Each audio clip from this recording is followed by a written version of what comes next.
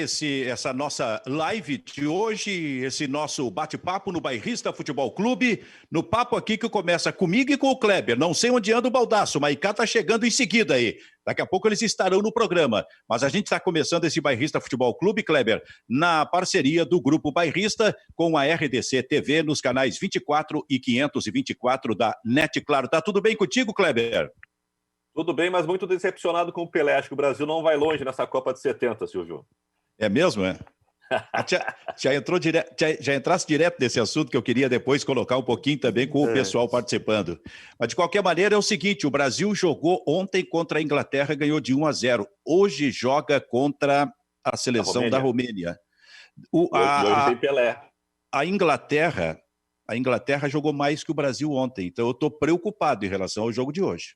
Acho que está brincando, né? Mas ontem a Inglaterra exerceu uma marcação muito eficiente em cima do Pelé. E eu acho que o Brasil, né, o Silvio, sentiu muito a falta do Gerson, faltou equilíbrio no meio-campo e a defesa do Brasil ficou muito exposta. A gente viu que a qualidade da defesa não acompanhava a qualidade dos outros setores da equipe, né? E ontem eu estava antecipando, né, que de um lado teve aquela defesa fantástica e histórica do Banks, né, e de outro o Félix teve que fazer um milagre no primeiro tempo, né, ainda quando o jogo estava 0-0. Mas se quiser deixar esse assunto para mais tarde, a gente poderia começar a falar sobre uma movimentação que existe, Silvio, a partir da Federação Paulista. Ontem, o presidente da Federação Paulista foi enfático ao afirmar que o Campeonato Paulista será concluído e teremos não só rebaixamento como o campeão, mas ele foi um pouquinho mais além, né? Com esse monte de time desmanchando o plantel e perdendo contratos, ele disse que a federação vai, de alguma forma, auxiliar essas equipes para que todos os 16 participantes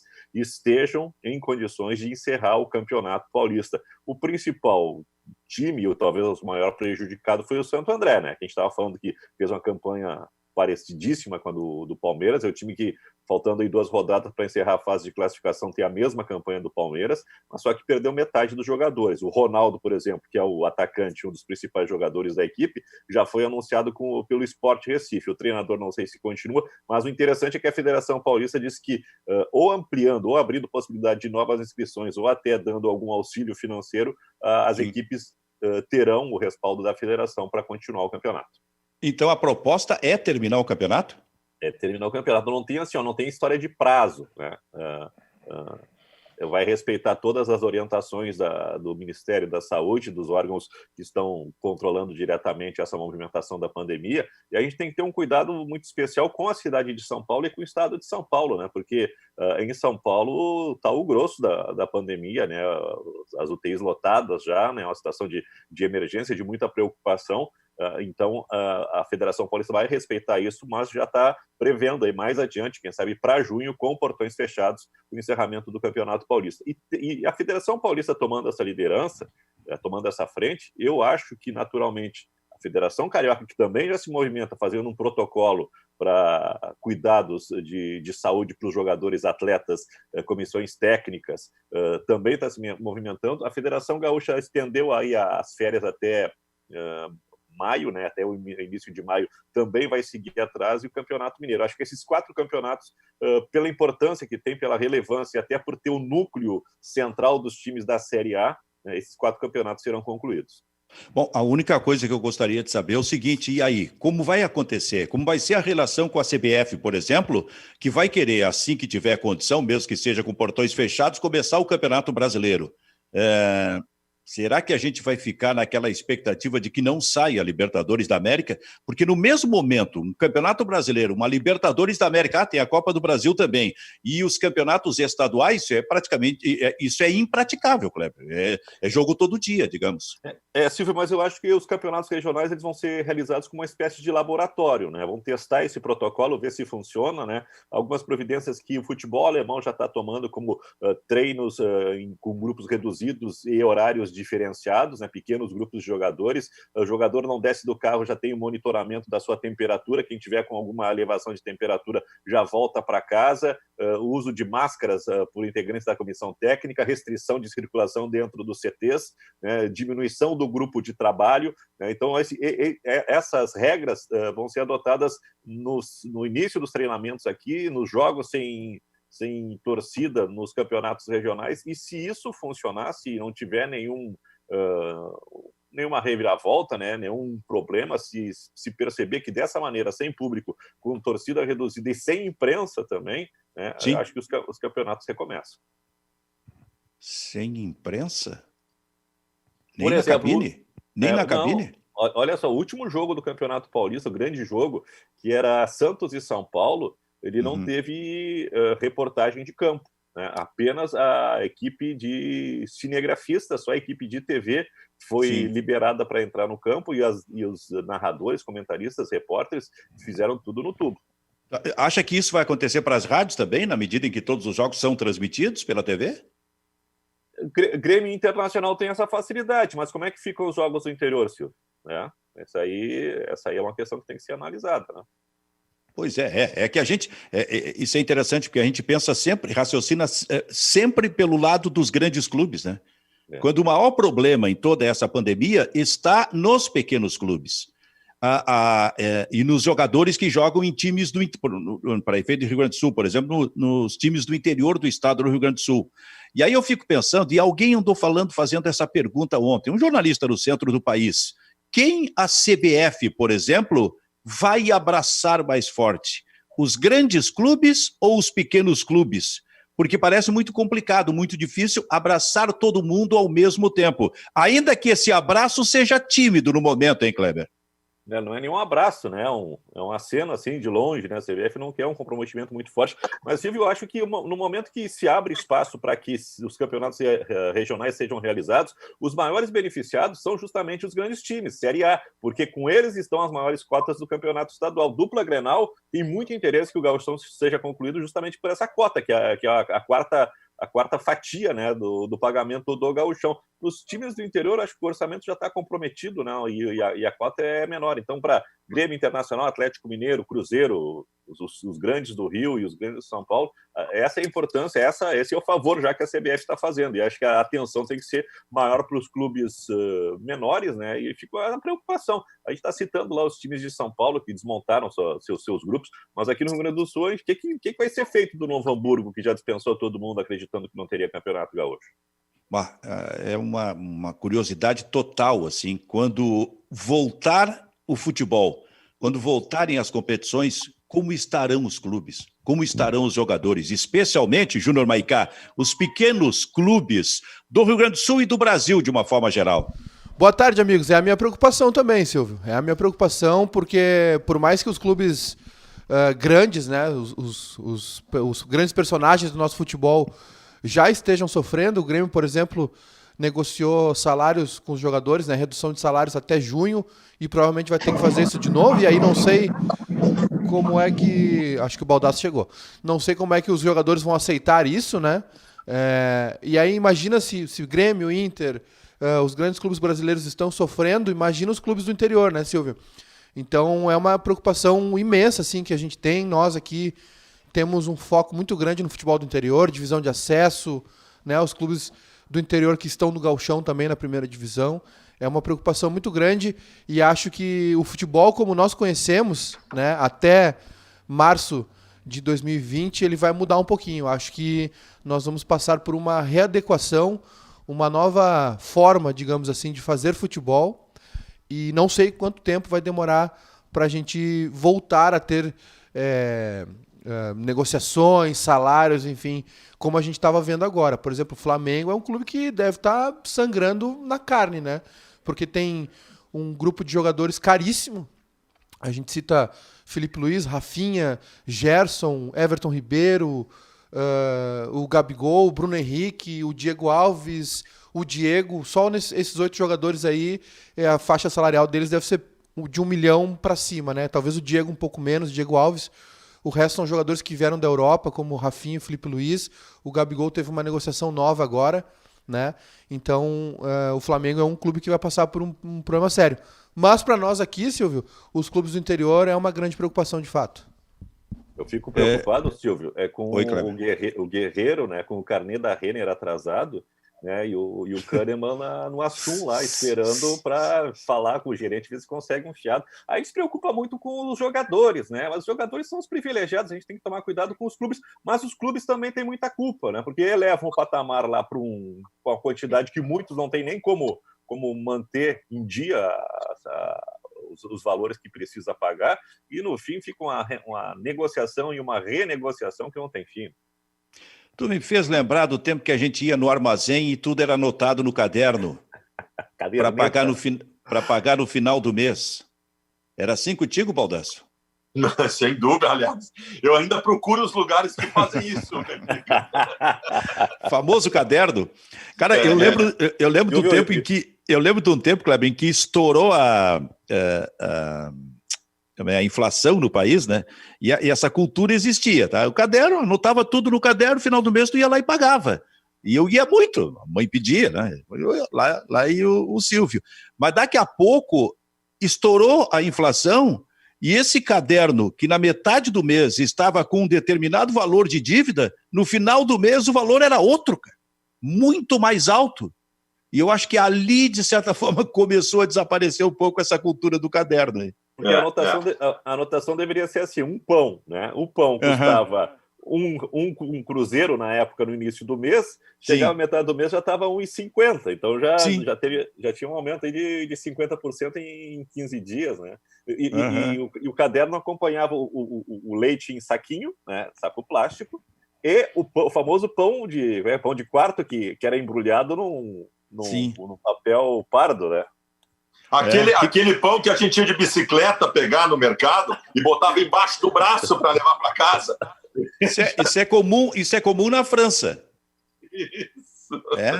O pão. Como é que era o pão, rapaz? Não se Não, o baguete lá, né? Mas aqui era um pão de 3/4. Um quarto de quilo. Quarto de quilo. Um quarto de quilo, Isso aí realmente, especialmente se o cara era um guri, né, que ia a pedido da família, a pedido da mãe, o cara voltava com o pão debaixo do braço mesmo. E depois vamos pro café, meu velho. Para completar a cena, ia buscar o pão de bicicleta e ia pedalando de chinelo de dedo. Tu fazia isso, ô Maiká? Sim, com a tampinha de margarina na bicicleta para parecer uma moto ainda. Vocês não faziam isso? Quando as tampinhas de margarina eram redondas, os potes de margarina eram redondos, prendia na roda de trás, no aro de trás com um prendedor e ele fazia para parecer uma moto. E arrebentava afrouxava todos os raios do aro da bicicleta. Sabe que a mãe me pedia para ir na padaria do Seu Azevedo. Era um português lá que teve a primeira televisão em Osório. A cidade toda ia para a padaria assistir a televisão na década de 60 lá. E a mãe me pedia para fazer as compras. A gente comprava na padaria do Azevedo e anotava no caderno. Só que eu era muito esperto, entre aspas. Eu comprava sempre 1.000 folhas.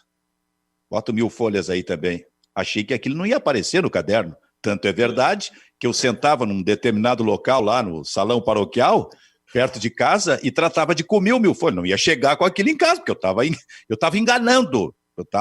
Era uma fraude que eu estava cometendo.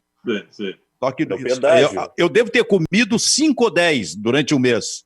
E aí veio a diferença. Fui descoberto no final do mês, quando veio anotado no caderno. E anotado exatamente assim. Ele só era anotado o conteúdo, digamos, o produto, e não o valor. Não precisava, se sabia o valor. Por isso é que quando estourou a inflação, o valor mudou radicalmente, mas estava anotado ali. 5 pães, uma massa, 10.000 folhas. 10.000 folhas. 10.000 folhas. 10.000 folhas A4. Esse tamanho assim. Mas aí a minha primeira fraude na vida foi descoberta. Isso é do tempo que o Mumu era Mumu, né? Sim. Só tinha Mumu. Tá? Que é, Baldasso? Benfica, deixa eu voltar rapidamente àquele assunto que nós estávamos tendo antes aqui no começo do programa, porque eu acho que tem uma coisa que é importante. Não quis contar as tuas fraudes, né? É importante salientar um negócio. Qualquer ação de continuidade do futebol neste ano, ela vai ser paliativa, por vários motivos. Nós não estamos falando da solução de todos os problemas e da volta da verba de receita na íntegra, assim que o árbitro apitar pela primeira vez o retorno do futebol.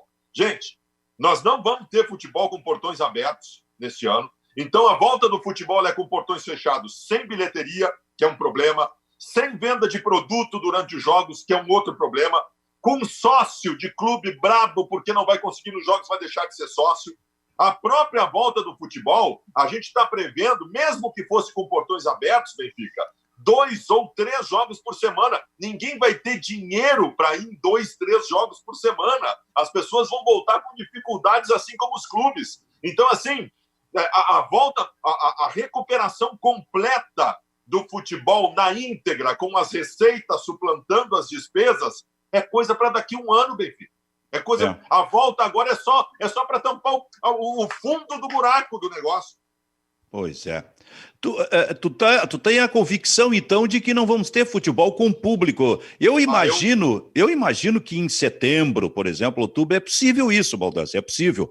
Mas, claro, não tenho a convicção. Eu vejo convicção em ti. Eu seria muito surpreendido, muito, se alguém conseguisse botar os pés dentro de um estádio de futebol para assistir um jogo nessa temporada. Silvio, lá na Alemanha, a Angela Merkel deu uma coletiva, fez um depoimento ontem a respeito da situação do país, chamando todos os 16 governadores da Alemanha, e ela não quis falar sobre o futebol, porque o futebol está se encaminhando para a retomada dos jogos sem público, né, com portões fechados. E a projeção que se faz na Alemanha é que algum evento só possa ser realizado talvez em setembro. Se a Alemanha, que está no estágio superior ao nosso, está projetando para setembro, né, então acho que a gente talvez em dezembro possa falar alguma coisa. Ô, Maiká, é como apresentar um programa sem ouvinte. Programa muito, de rádio, muito difícil, mas é... Bom, primeira questão das fronteiras, né, Silvio? Eu acho que a gente não vai, nesse 2020, circular aí pelos continentes. Nós aqui, América do Sul, acredito que a Libertadores... Então não tem Libertadores. Exato, acho que Libertadores Sul-Americana é um achismo meu, né, uma observação de quem está acompanhando o que está acontecendo. Enquanto não se estabilizar tudo, né, eu acho que a prioridade vai ser pessoal se movimentar o mínimo possível, né, ao redor do planeta, realmente. E não falo só de futebol, falo de negócio, enfim, empresas, né? Então, acho que Libertadores Sul-Americana, pouco provável em 2020. Agora, o futebol brasileiro, acho que vai retornar, porque existe essa necessidade comercial dos clubes e das televisões, né? Porque senão vai ser uma quebradeira geral. E, bom, se a gente conseguir seguir com paciência, aguentar mais um pouco a questão da quarentena, do isolamento social, acho que a gente pode, daqui a pouquinho, começar a voltar como está acontecendo na Alemanha.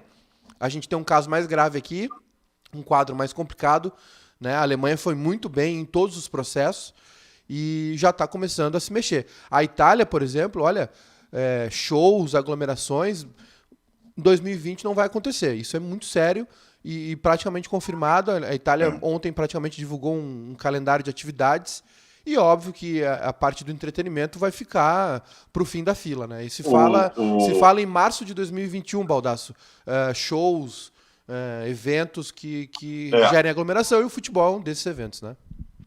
Benfica, o desenho está feito já pelos clubes, pela CBF, e com alguma anuência dos órgãos públicos, podendo mudar.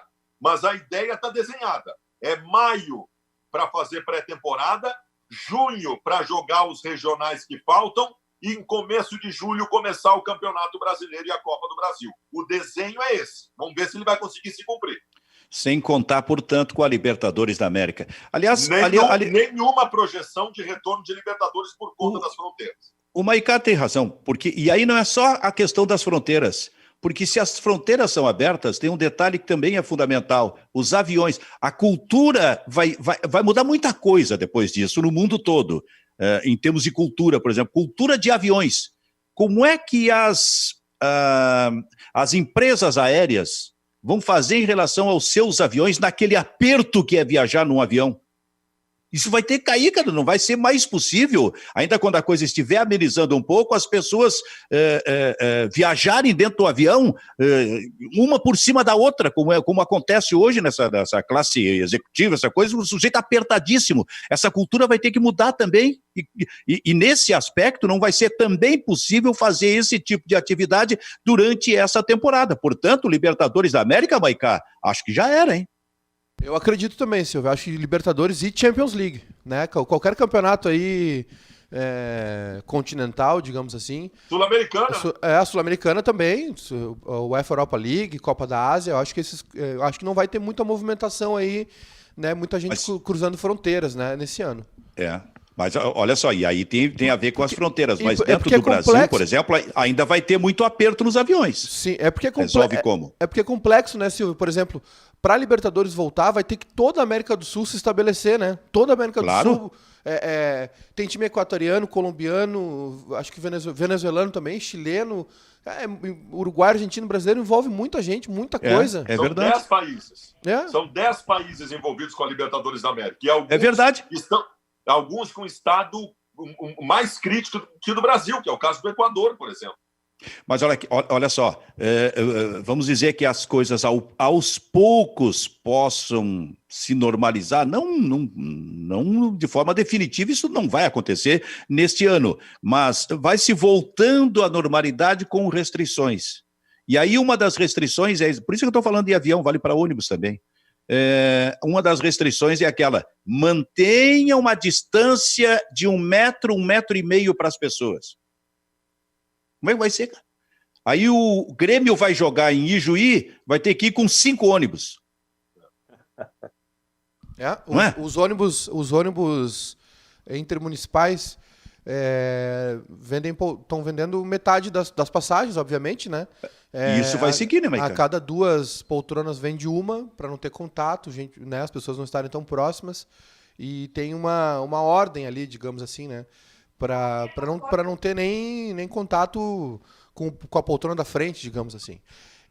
Bairrista Oi? Não, era isso. Só para completar, na questão do futebol brasileiro, né, Silvio? Tem sempre aquela ideia de que levar os times para um local, fazer um intensivo, alguma coisa assim, porque como é que vai viajar um plantel de jogadores, 20, 22 jogadores, mais comissão técnica, pessoal, né, rouparia, um clube de futebol viaja com 40 pessoas para uma partida, né? Não vai poder ficar se movimentando para cima e para baixo.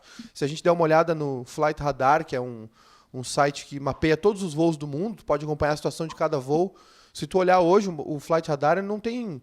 Ontem a gente estava olhando aqui, tinha 2 ou 3 voos circulando pelo Brasil, né? Então, é uma situação histórica. A gente está realmente vivendo um capítulo da história da humanidade.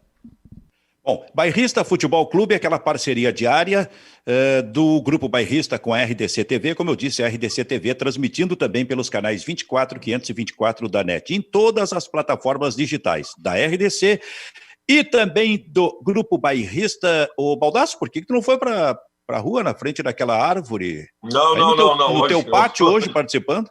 Hoje não. Hoje está mais frio, então estou resguardado. Eu vou medo, né? Mas sabe que quando o Kleber e eu abrimos o programa aqui, conversando, nós começamos a conversar sobre Brasil e Inglaterra, e o Brasil joga hoje contra a Romênia. E aí se falando da Copa de 70, e a gente falando aqui que o Pelé, por exemplo, não foi bem no jogo contra a Inglaterra. Tem um negócio assim que é interessante para quem acompanha futebol há muito tempo, é poder rever alguns jogos anos depois, para, inclusive, se for o caso, mudar a opinião, mudar conceitos a respeito do que acontecia. Eu vi toda aquela Copa de 70. Aliás, entre aspas aqui, tem uma coisa interessante que está acontecendo. A mudança tática realmente estava começando naquela Copa, no mundo todo, porque até então valia basicamente a qualidade técnica dos times e das seleções. Mas tu pega a seleção brasileira, tu viu, por exemplo, no primeiro jogo, o Jairzinho vindo até atrás, perto do Carlos Alberto, para ajudar a recomposição, aquela do ponteiro. O Rivelino, que atuava pela esquerda, fazendo isso também. E a gente está vendo isso e viu ontem de novo o Tostão e o Pelé fazendo esse movimento, vindo atrás para ajudar na marcação. Então, esse aspecto já começava, e aí não estou entrando ainda na questão técnica, mas esse aspecto, Kleber, Maicá e Baldasso, já começava a surgir em termos de movimentos táticos na Copa de 1970. Sabe que nós temos uma primeira grande revolução tática. O primeiro entendimento tático que passa a se ter com o futebol de forma mais elaborada é com a seleção da Hungria, né? Na década de 50. 54. Em 1970, nós ainda tínhamos aquela ideia bastante ofensiva do futebol, mas já com algumas preocupações, eu acho que a Copa reflete um pouco isso, e tu está falando sobre isso, já com algumas preocupações de recomposição. No início da década de 70, o futebol inglês, ele efetivamente começou a fechar a casinha. No início da década de 70, surgiu o 4-4-2 na Inglaterra, que acabou sendo referência para o futebol por 30, 40 anos depois. Até hoje se fala e se vive o 4-4-2. Mesmo que se tenha tido depois, Benfica, a grande revolução da seleção holandesa em 74, outras grandes revoluções do futebol. Mas a preocupação com recomposição, ela começava a nascer nessa Copa de 70. Mas uma outra coisa interessante, Benfica, tu falou um negócio no começo aí sobre o Pelé não ter feito uma grande partida, e eu lembrei aqui de uma tese do Paulo Vinícius Coelho, PVC, quando ele defendia que o Ronaldinho Gaúcho no seu auge, e essa tese ele fez lá na época, que o Ronaldinho Gaúcho no seu auge, ele tinha se aproximado do Pelé. E a tese dele é a seguinte, que no futebol atual, tu recebe tudo de um jogador de futebol. Tu recebe o Ronaldinho Gaúcho fazendo partidas mágicas e tu recebe todas as partidas, e não são poucas, que ele não vai jogar bem. Do futebol mágico das décadas de 50, 60 e 70, tu só recebe a magia. Tu só recebe a magia. São poucas as referências que a gente tem e certamente deve ter acontecido em muitas oportunidades do Pelé não ter jogado bem. Claro. O Pelé não ter jogado bem. Então, é uma diferença do futebol antigo do atual. Hoje, tu recebe tudo do jogador. Tudo. O bom e o ruim. Da época antiga, nós ficamos só com a coisa boa, né? O Kleber, como aconteceu no jogo de ontem, onde o Pelé foi muito marcado e em que a Inglaterra jogou melhor do que a seleção brasileira. E teve mais chances de gol, né? A gente estava comentando, né, ontem a ausência que o Gerson faz no time, ele desequilibra o time, porque o meio-campo do Brasil ele fica envolvido na movimentação. Não deve jogar hoje à noite de novo o Gerson, hein? Esse é um problema. O Caju não foi tão bem assim, o Clodoaldo ficou sobrecarregado, mas o Pelé ele tem nesse jogo, né, com toda a marcação, né, e a preocupação dos ingleses, um cabeceio que vai para a história na defesa do Banks no primeiro tempo e um passe magistral para o Jairzinho fazer o único gol da partida. Mesmo assim, o Pelé se destaca no jogo.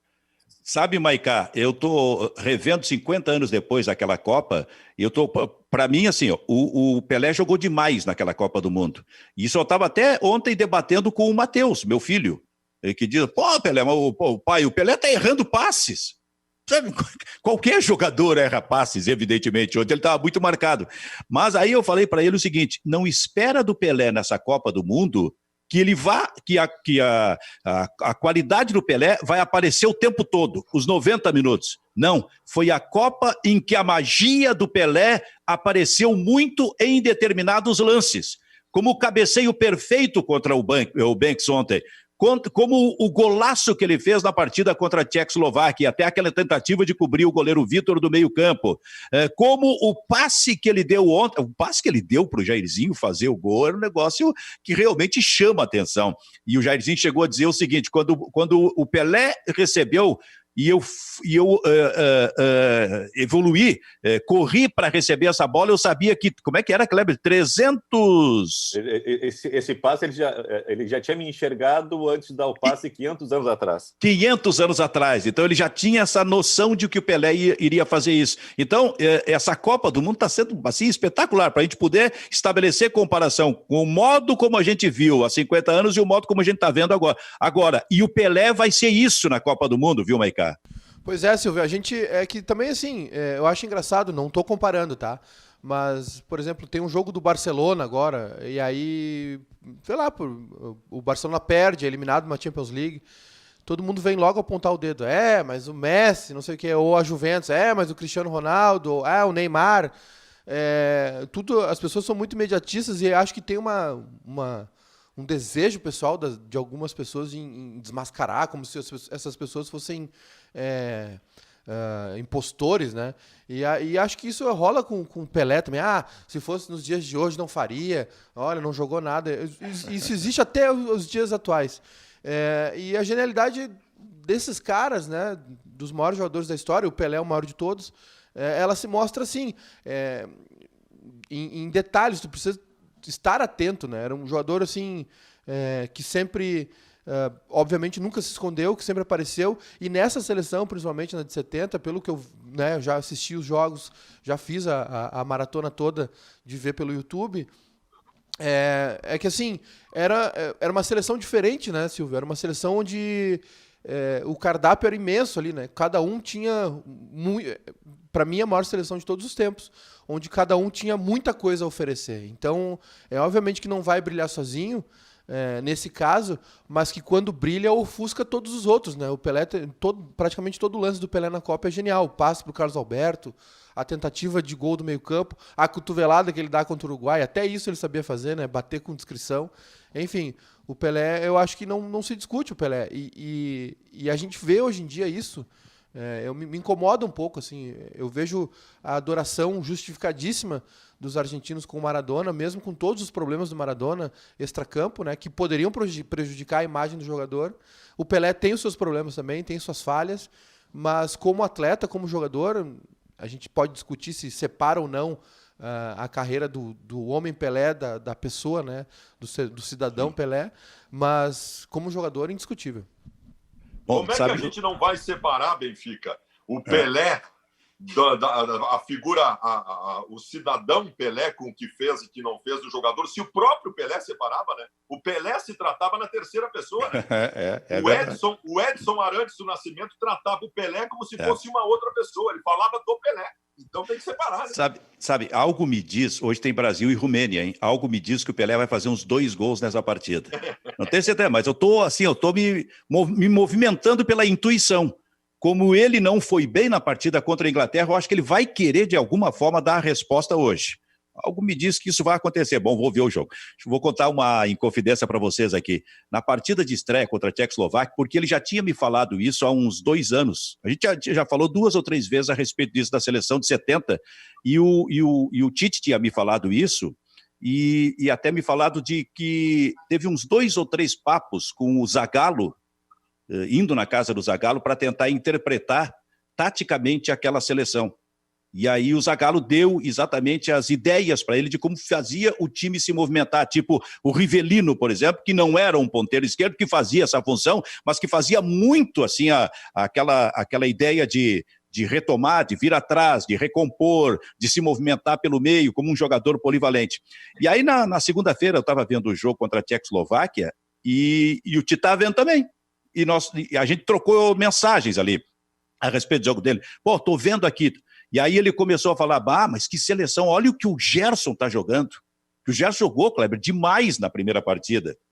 E aí o Tite fez um contato com o Gerson, falando sobre aquilo. E o Gerson até disse para o Tite, Tite, porque o Tite fez o contato elogiando o Gerson. E o Gerson ficou feliz da vida. E seria uma honra para mim se eu pudesse ter um dia participado, jogado na tua seleção, Tite, a seleção que tu faz no Brasil. E aí eu toquei para o Tite o seguinte, mas como o Gerson seria usado na tua seleção?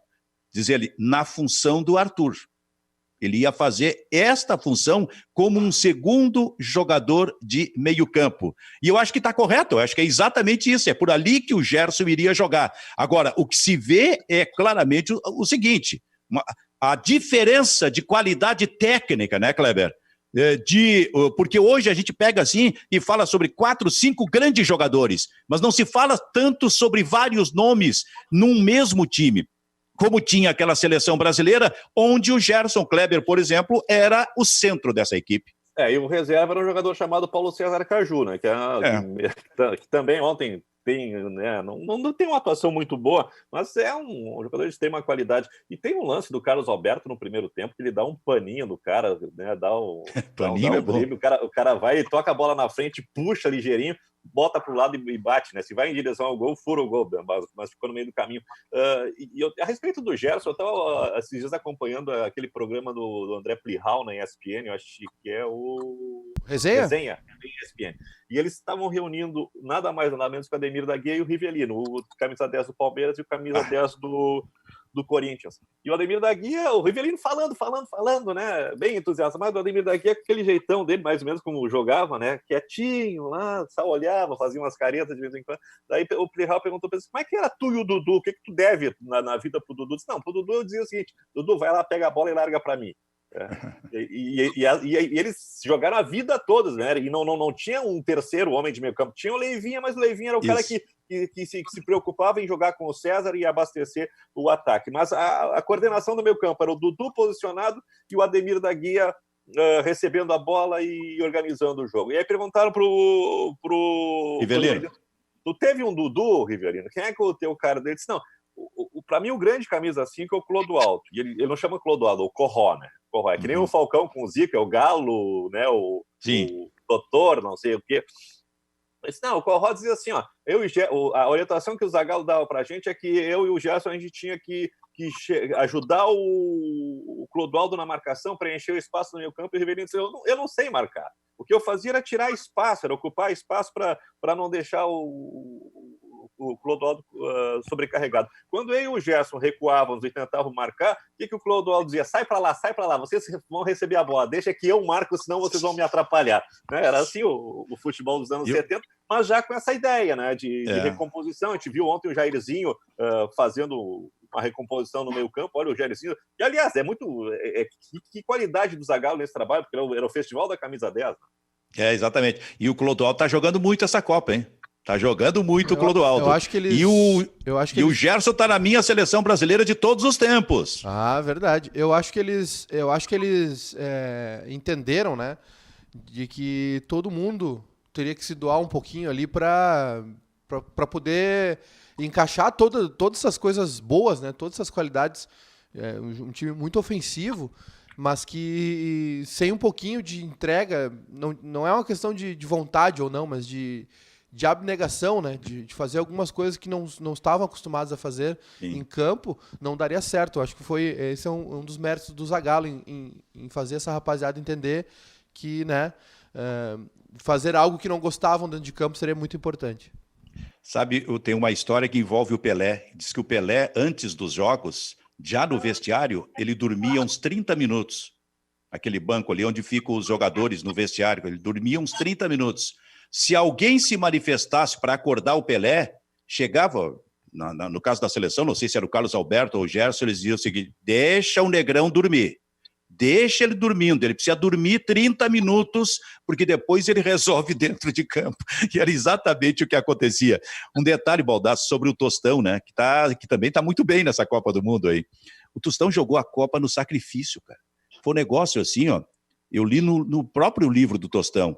O Tostão jogou aquela Copa correndo o risco de ficar cego, em função da bolada que ele havia levado em 69 do Ditão, o jogador do Corinthians, quando ele teve o descolamento de retina, ele indo para os Estados Unidos, para Houston, para ser operado por um médico brasileiro chamado Roberto Abdala, que operou o Tostão, e o Tostão só foi ter realmente, sentiram assim, dá para convocar o Tostão. Tipo um mês e meio antes, mais ou menos. Porque até então, até março, abril, o Tostão era dúvida para a Copa do Mundo em função desse problema do descolamento da retina que teve. E ele passou a Copa jogando, correndo o risco de ficar cego, porque se ele leva uma bolada ali, como levou do Ditão, ele ficaria cego. E aí o detalhe interessante, a cada jogo da seleção, naquela Copa, foram 6, o doutor Roberto Abdala, o brasileiro, médico lá dos Estados Unidos, ele saía de Houston um dia antes do jogo e ia direto para o México para a concentração da seleção brasileira. Ele ficava com o Tostão o tempo todo ali, cuidando do Tostão. Depois, durante o jogo, olha, eu acho até que ele ficava possivelmente no banco de reservas do Brasil. Ele seguiu cuidando do Tostão. Terminava o jogo, ele fazia uma avaliação no Tostão. Não, tá tudo bem, vamos para a próxima partida. O doutor Roberto Abdala voltava para os Estados Unidos. O Brasil ia jogar uns 4, 5 dias depois de novo. E aí, na véspera do próximo jogo, lá ele ia de novo para o México para cuidar do Tostão. Que história é essa, hein, cara? Que loucura, né? Que loucura. E a gente não percebe ele jogando como se ele estivesse se protegendo nas partidas, né?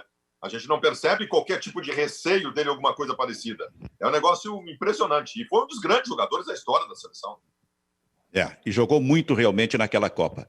Bom, o Júnior Maicá ontem propôs que a gente escolhesse hoje, em função de que ontem nós escolhemos o melhor Grêmio de todos os tempos e o melhor Inter de todos os tempos, e o melhor Inter com Rafael Sobis, por exemplo, no ataque, mas ele propôs, pequena provocação, viu, Baldasso?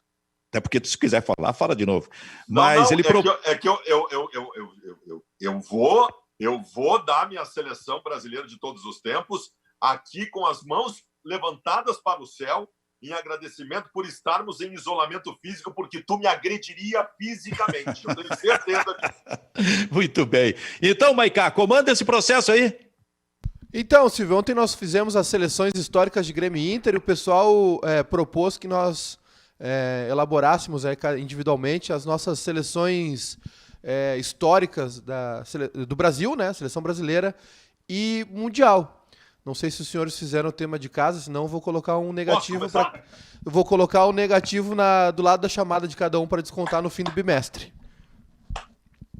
Fala, Baldasso. Começar? Pode? Posso começar? Então, Pode. vamos lá. E todos vai ter uma argumentação. Com todos vai ter uma argumentação. O goleiro, eu acho que é indiscutível. É o maior goleiro da história do futebol brasileiro. Cláudio André Tafarel. É o goleiro da seleção brasileira de todos os tempos. O lateral direito, e aí haveria, e certamente haverá controvérsias, mas eu vou pegar longevidade, qualidade e títulos. Eu vou botar o Cafu na lateral direita da seleção brasileira. Posso Os te dar meus um dois soco? zagueiros. Um deles é o Lúcio, tá? E para mim o Lúcio é o maior zagueiro da história do futebol brasileiro, tá? Lúcio é um dos zagueiros. Parou. E o outro zagueiro, eu gostaria de... Posso terminar? O outro zagueiro, eu vou colocar o Ricardo Rocha, o outro zagueiro da seleção brasileira.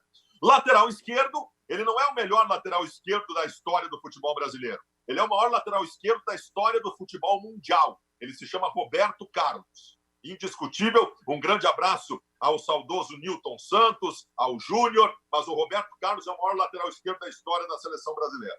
O meio-campo eu abro com Falcão e Clodoaldo, tá? Eu coloco dois na abertura do meio-campo, Falcão e Clodoaldo. Eu encerro o meu meio-campo com Ronaldinho Gaúcho e Pelé. Ronaldinho Gaúcho e Pelé, eu encerro o meu meio-campo.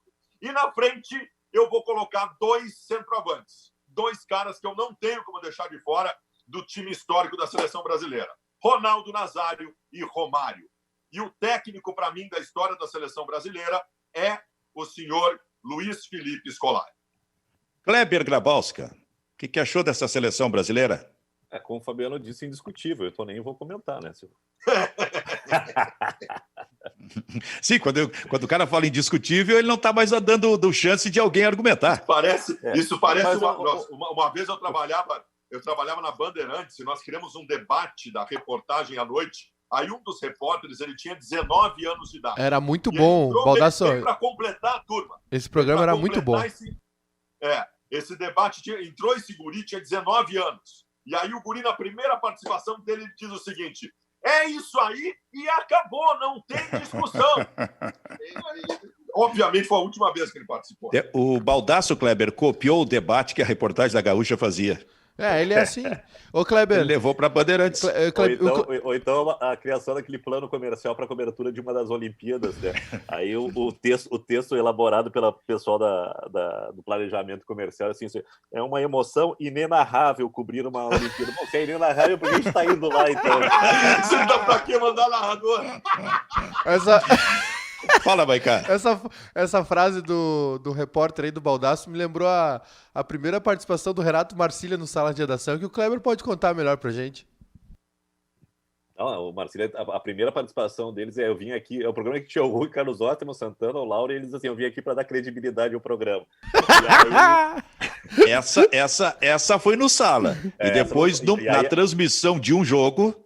A estreia é Grêmio e Vasco, né? Naquela época que os dinheiros o dinheirinho era contado, né? Não se mandava comentarista para estádio fora de Porto Alegre, né? Ou fora do Rio Grande do Sul. O Marcílio estreia em Grêmio e Vasco no Maracanã e com 13 minutos o cara do Vasco opera o jogador do Grêmio, deu uma falta escandalosa, e o Pedro, Marcília, o que dá para dizer sobre esse lance? Sem comentários. Sem comentários. Exatamente, sem comentários. Mas, Maicá, qual é a tua seleção brasileira de todos os tempos? A minha seleção é Tafarel no gol, para mim o maior goleiro da história da seleção brasileira. Carlos Alberto, Bellini, pela importância de ser o primeiro capitão, né, o primeiro título. Aldair e Roberto Carlos. O meu time é 4-3-3, tá? No meio de campo tem o Dunga, o único que vai carregar piano aí. Rivelino e Gerson. E o ataque é Pelé, Romário e Ronaldo. E o técnico, pra mim, é o Zagallo. Cara, tu quer comentar, Baldasso? Deixou o Falcão de fora do time para botar o Dunga. E botou o Dunga. Eu vou repetir o Marcílio aqui, sem comentários. Mas, Baldasso, tu colocaste o Cafu, agora eu vou ser obrigado a te dar o contraponto. Tu colocou o Cafu por importância, por títulos. O Dunga foi muito importante em 94, 98, né? Sim, mas aí então... mas o Cafu jogava muito, né? O Cafu era... Mas o Dunga jogava muito. Mas o Dunga jogava muito. Pra mim, o Falcão disputa a posição aqui com o Gerson. Pô, de Deus, que tanto brincadeira. Kleber Grabowska, qual é a tua seleção brasileira de todos os tempos? Ah, tá. O Baldasso... Só um pouquinho. O Baldasso colocou o Ricardo Rocha na seleção e vai passar impune, então. É isso? Eu que vou ser corneteado. Não, mas tu responde pra ele. Eu tô respondendo. Ricardo Rocha na seleção, vai dormir. A briga, e por enquanto, tá entre dois malucos. Dois malucos no pedaço. Então se resolvam entre vocês, porque agora sim. Agora nós vamos pra uma coisa mais criteriosa. Não sei se é tão criteriosa assim, Silvio. Eu fiz Tu vai provocar alguém. Não. Eu tenho dificuldade para me definir em relação a zagueiro, né? Sim. A gente tem Bellini, que foi o primeiro campeão mundial, tem o Mauro, que foi seu sucessor, mas assim, eu não me sinto muito seguro em relação à dupla de zaga no Brasil. Para mim, montar a dupla de zaga foi o grande problema dessa seleção. E eu vou fazer alguma coisa meio Fabiano Baldasso, e vou para improvisação. E o Fabiano Baldasso, que esses dias teve o rompante de botar o Rafael Sobis na seleção do Internacional de todos os tempos, deixou de fora, não me lembro quem, né? Ele botou fora Claudiomiro, Carlitos e outros mais conceituados, mas tudo bem. Disse que não existe comparação entre Júnior e Roberto Carlos. Então eu vou dar o troco para o Fabiano Baldasso. Eu não só vou escalar o Júnior, como não vou escalar o Roberto Carlos, vou me dar o luxo de escalar o Júnior numa posição invertida. Minha seleção, então, Tafarel, Júnior de lateral direito, o Carlos Alberto Torres vai para a zaga, o quarto zagueiro, aí eu imito o Baldasso, coloco um contemporâneo que é o Aldair, e o Nilton Santos é o lateral esquerdo. O meio-campo é Didi e Falcão, mas me coçando para escalar o Zizinho. E o ataque tem Garrincha, Ronaldo, Pelé e Rivelino. E o técnico é o Zagallo. Alguém quer comentar? Não. Essa improvisação dele digna do técnico Diego Aguirre, né? Júnior, lateral direito, Carlos Alberto na zaga. Nunca vi um negócio desse. O Júnior, rodízio. O Júnior tem pé direito, foi lateral direito do Flamengo para o Luxemburgo ser lateral esquerdo, e o Carlos Alberto jogou de zagueiro no Fluminense e encerrou a carreira dele como zagueiro. Então, não tem nada de invenção. Sabe que a minha seleção brasileira de todos os tempos, ela obedece assim a alguns critérios. O primeiro deles são os jogadores que eu vi jogar. O segundo deles é a história. E o terceiro é a informação, aquilo que eu fui buscar de informação, lendo ou perguntando para alguém sobre determinados jogadores para chegar à minha seleção brasileira ideal de todos os tempos, que tem, e aí eu vi jogar, realmente Cláudio Tafarel, como o maior goleiro em termos de seleção que eu vi, a despeito do Gilmar ter sido bicampeão mundial, 58 e 62. Isso sempre precisa ser levado em conta e será levado em conta ali adiante por mim. Lateral direito, indiscutível. Carlos Alberto Torres, o maior que eu vi jogar nesta função. Zagueiro, aí a história. Bellini, o primeiro a levantar a taça. Ao lado dele, Aldair. O lateral esquerdo, entra a história e toda a informação que eu tive a respeito dele. Nilton Santos. Aliás, eu coloco o Nilton Santos na minha seleção mundial de todos os tempos. Ganhou em 58, ganhou em 62. Era extraordinário, chamado de enciclopédia do futebol. Meio campo, eu abro com Falcão, coloco o Gerson, especialmente por aquilo que eu estou vendo agora, da Copa do Mundo de 70, e fecho esse meio campo com o Rivelino. No ataque, eu coloco Garrincha, Pelé e Ronaldo Nazário, um centroavante. Então, esta é a minha seleção brasileira de todos os tempos. Tafarel, Carlos Alberto, Bellini, Aldair e Nilton Santos, Falcão, Gerson e Rivelino, Garrincha, Pelé e Ronaldo Nazário. A nossa tá parecida, hein? E o técnico, Silvio? Amigo, E o não técnico? que eu esteja fazendo isso, mas o amigo poderia ser criticado por deixar fora da seleção um centroavante que deu um título carregando o time nas costas, hein? Faltou o treinador aí, Silvio. E essa O treinador é o Zagallo. Evidente que uma seleção brasileira de todos os tempos, sempre haverá discussão, haverá algumas barbaridades, como o Baldasso e o Maicá colocaram. Mas a nossa tá parecida. Sacanagem. Mas a nossa, mas nossa sempre haverá discussão, porque é muita matéria-prima à disposição. A nossa ficou parecida aí uns 80%, hein, Silvio? É mesmo? Nós quase... Tem três unanimidades na seleção, né? Tafarel, Pelé e Ronaldo Nazário. Esses três aparecem nas quatro escolhas. É mesmo? Pô, eu não estava fazendo esse levantamento. Isso aí. Mas acho que foi um bom exercício, hein? E isso aí é um exercício interminável. Até porque a gente escolhe um jogador para determinada posição e depois vai recebendo mais algumas informações e vai vendo outras coisas, vai se certificando e até assistindo outras coisas, e daqui a um ano, daqui a 6 meses, a gente pode mudar algum jogador de determinada posição. É muita oferta, viu, Kleber? Ah, com certeza. E o Fabiano e o Júnior, eles são fazem escolhas mais contemporâneas, né? E isso. A gente tem um pouquinho mais de estrada aí.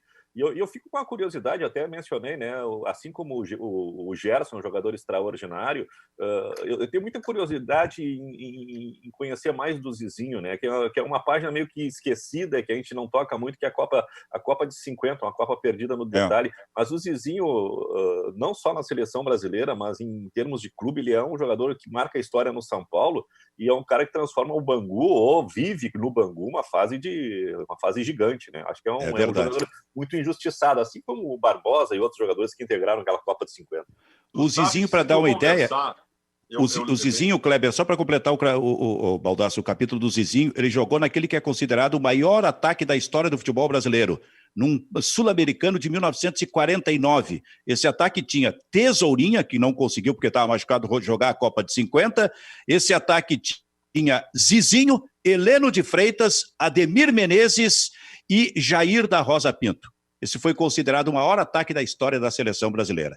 Diga, Baldasso. Não, tu sabe que se tu conversar com os mais antigos, muitos deles valorizam muito o Zagallo como jogador de futebol também, né? Como um dos grandes jogadores da história do futebol brasileiro, né? Que nós não fizemos nenhuma referência a isso, porque outros tantos, até pela história, são mais emblemáticos. Mas o Zagallo, como jogador de futebol, conta com o prestígio daqueles que ainda estão vivos e puderam acompanhar. Olha, eu recebi um recado aqui que a gente está indo para o final, temos 3 minutos do programa, então, Maicá, vamos deixar a escolha da melhor seleção mundial de todos os tempos para amanhã, pode ser? Pode ser. Também é difícil, porque né? Porque eu quero que vocês aproveitem esses 3 minutos. Tu, Maicá, por exemplo, com a live da Vera Louca ontem, como é que foi no Grupo Bairrista? Silvio, ontem foi uma coisa meio histórica que aconteceu aqui, a gente... junto com a Vera Louca, fizemos uma live, já arrecadamos quase 5 mil reais aí em doações. O pessoal tinha um QR Code na tela. Um QR Code na tela que o pessoal fazia sua doação, né? Isso será revertido em alimento, mais de 1 tonelada de alimentos, né? Que vai ser esse valor será revertido. E a Vera Louca fez um show especial, o pessoal tava todo mundo saudoso de tocar, enfim, de ver a Vera Louca. Tá tendo muita live de sertanejo, coisa e nada daqui. Nós, junto com a Vera Louca, aí, tivemos uma noite incrível, respeitando as distâncias, né? Sem se tocar, enfim, na medida do possível. Enfim, essa questão de isolamento, de distanciamento das pessoas. E foi incrível, foi uma noite histórica. Ficou em primeiro lugar nos assuntos mais comentados aí no Twitter. O vídeo está em alta no YouTube. Foi uma noite especial aqui. Muito trabalho, muita diversão também. Foi muito legal. E ainda poder arrecadar dinheiro, alimento para ajudar, né, os bancos de alimentos de Porto Alegre e Canoas foi especial. Bom, então, como é que é? A gente volta amanhã com a seleção, o Kleber, de todos os tempos, mundial ou não? Só se o Fabiano estiver em campo. Não, mas aí o Fabiano a gente coloca na última meia hora do programa. Primeiro ele atende ali os compromissos que ele tem e depois ele vem para aparecer para o Brasil. Fabiano está em dócil porque ele não conseguiu escalar o D'Alessandro na seleção brasileira de todos os tempos. Nem o Rafael isso amanhã, então, mundial ele vai estar. Nem o Sobis. Muito bem, então amanhã tem muita coisa. Vamos assistir hoje Brasil e Romênia. Algo me diz que o Pelé vai fazer 2 gols nessa partida. Muito bem, Bairrista Futebol Clube fica por aqui. A gente volta amanhã. Tchau.